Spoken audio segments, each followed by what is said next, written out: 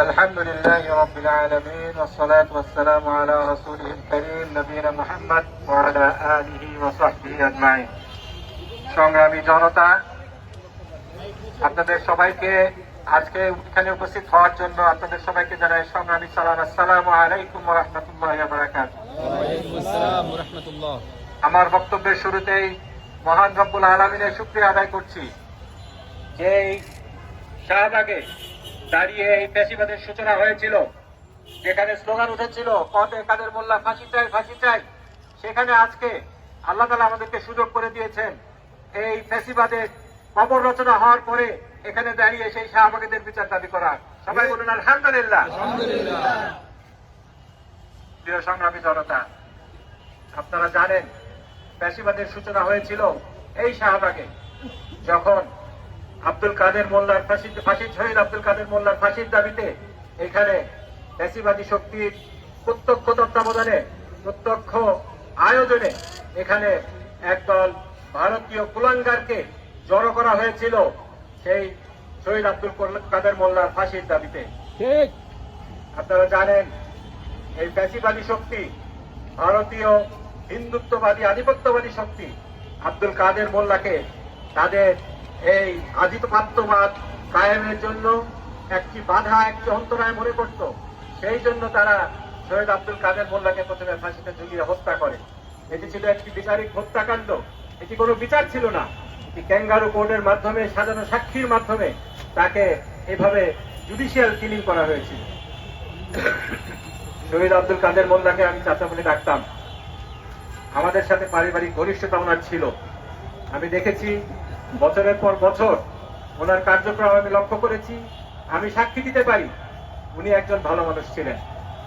তিনি ওনার অন্তরে ইসলামী জজবা পোষণ করতেন।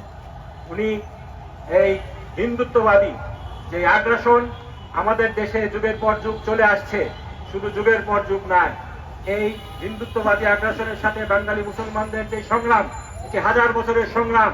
সেই বাবা আদম শহীদের সময় থেকে শুরু করে এই হিন্দুত্ববাদী শক্তির বিরুদ্ধে আমরা লড়ে যাচ্ছি। এই হিন্দুত্ববাদী চাণক্যবাদী গোষ্ঠী আমাদেরকে দমিয়ে রাখার চেষ্টা করছে। এই বাংলাদেশের প্রতিটি মুসলিম যাদের অন্তরে বিন্দুমাত্র ঈমান রয়েছে, তারা এই হিন্দুত্ববাদী ব্রাহ্মণ্যবাদী শক্তির আধিপত্যবাদকে কখনোই মেনে নেবে না, ইনশাআল্লাহ।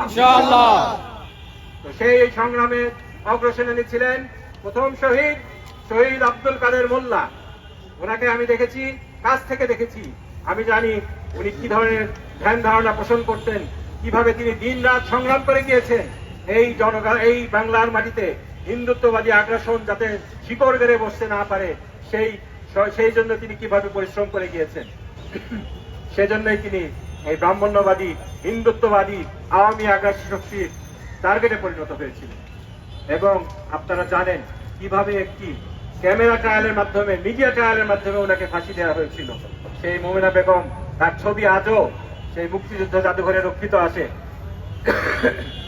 সেখানে সেই ছবির সাথে পরবর্তীতে যেই মহিলাটাকে মোমেনা বেগম সাজিয়ে ট্রাইব্যুনালে নিয়ে আসা হয়েছিল, তার কোনো মিল নাই। সেই তথাকথিত মোমেনা বেগমের সাক্ষী, তার জবানবন্দি সেই মুক্তিযুদ্ধ জাদুঘরে রক্ষিত আছে। সেখানে আব্দুল কাদের মোল্লার নাম নেই। শহীদ আব্দুল কাদের মোল্লা ঢাকা ইউনিভার্সিটিতে 71 সাল থেকে 72 সাল থেকে শুরু করে 77 সাল পর্যন্ত পড়াশোনা করেছেন। তাকে বলা হয় তিনি নাকি ছিলেন কসাই কাদের। কেউ যদি কসাই কাদের হয়ে থাকে, তাহলে সেই ব্যক্তিটি তৎকালীন ফ্যাসিবাদী বাকশালী আওয়ামী লীগের আন্ডারে পরিচালিত, ছাত্রলীগের আন্ডারে পরিচালিত সেই ঢাকা ইউনিভার্সিটিতে কিভাবে পড়াশোনা করে, জাতির কাছে আমার প্রশ্ন। শহীদ আব্দুল কাদের মোল্লা একজন খুব মেধাবী ছাত্র ছিলেন। তিনি এই ঢাকা ইউনিভার্সিটিতে রেকর্ড সংখ্যক মার্ক পেয়ে অনার্স এবং মাস্টার্স পাস করেছেন। প্রিয় ভাইরা, এভাবেই এই আওয়ামী ফ্যাসিবাদী শক্তি জাতির সূর্য সন্তান শহীদ আব্দুল কাদের মোল্লা সহ আমার পিতা সহ এই জাতির সূর্য সন্তানদেরকে হত্যা করেছে। আমি বলছিলাম প্রিয় ভাইরা, প্রিয় সংগ্রামী ভাইরা, এই সমস্ত হত্যাকাণ্ডের বিচার হওয়া উচিত। বিচার হতেই হবে ইনশাআল্লাহ। কেননা ওনাদেরকে তো কোনো ব্যক্তিগত অপরাধের কারণে হত্যা করা হয় নাই। ওনাদেরকে হত্যা করা হয়েছে ফ্যাসিবাদ কায়েম করার জন্য, এই ফ্যাসিবাদকে রুখে দেওয়ার জন্য এই সমস্ত বিচারিক হত্যাকাণ্ডের বিচার হওয়া উচিত। আমরা সরকারের কাছে আহ্বান করব, রাজনৈতিক দলগুলোর কাছে আহ্বান করব, আপনারা যদি এই সমস্ত বিচার না করেন তাহলে জনগণের চোখে আপনারা জাতীয় বেঈমান হিসাবে পরিচিত হবেন। আপনাদের উচিত যাদের রক্তের উপরে এই বিপ্লব হয়েছে, যেই রক্তগুলা আল্লাহর কাছে পরকালে সাক্ষী দেবে যে আমাদেরকে হত্যা করা হয়েছে, কেননা আমরা তোমার জমিনে তোমার শত্রু, দিনের শত্রু এই হিন্দুত্ববাদী গোষ্ঠী মোকাবেলা করতে যায় শাহাদাত বরণ করেছি। আমরা যদি তাদের এই হত্যাকাণ্ডগুলোর বিচার করতে না পারি তাহলে আমরা আল্লাহর কাছেও দায়ী থাকবো। সুতরাং আমাদের সবাইকে সমস্যারে এই বিচারগুলা, এই হত্যাকাণ্ডগুলার বিচার দাবি করতে হবে এবং এই বিচার কার্যে যারা, এই তথাকথিত বিচার কার্যে যারা জড়িত ছিল, যার এই সমস্ত বিচারপতিরা, এই সমস্ত প্রসিকিউশনের সদস্য যারা, এই সমস্ত আপনারা দেখছেন এখানে কিছু কিছু স্লোগান আছে, আমি দাঁড়ায় যাবো, আপনি খাড়ায় যাবো, আপনি যারা বসায় দেবেন, সেই স্কাইপ কেলেঙ্কারি যেখানে আমরা দেখেছি কিভাবে বিচারপতিরা সরকারের সাথে, প্রসিকিউশনের সাথে মিলে, সাক্ষীদের সাথে মিলে একটা নাটক সাজানো নাটক করেছে, বিচারিক হত্যাকাণ্ডগুলো করেছে। সুতরাং শুধুমাত্র কিছু লোককে লোক দেখানো বিচার আপনারা ট্রাইব্যুনালে করছেন, এটা হবে না। অতীতে যে সমস্ত অবিচার হয়েছে, অতীতে যে সমস্ত বিচারিক হত্যাকাণ্ড হয়েছে, আগে তার সুষ্ঠু তদন্ত করেন, তারপরে এই ট্রাইব্যুনাল চলবে, তার আগে এই ট্রাইব্যুনাল চলতে পারে না। এই ট্রাইব্যুনাল অবিচারের প্রতীক। এখানে আপনারা শুধুমাত্র কিছু আইন পরিবর্তন করে এখন সরকারের লোক দেখানো বিচার করবেন, এটা জনগণ কোনোদিন মেনে নেবে না। আপনাদেরকে এই শাহবাগ থেকে যে ফ্যাসিবাদের সূচনা হয়েছিল, আপনারা জানেন ট্রাইব্যুনালের সাহস হয় নাই তখন শহীদ আব্দুল কাদের মোল্লাকে ফাঁসি দিতে। এই শাহবাগে নাটক করার মাধ্যমে আইন চেঞ্জ করে, পার্লামেন্টে আইন চেঞ্জ করে, তারপরে অ্যাপিলেট ডিভিশনের মাধ্যমে ওনাকে রায় পরিবর্তন করে ফাঁসি দেওয়া হয়েছিল।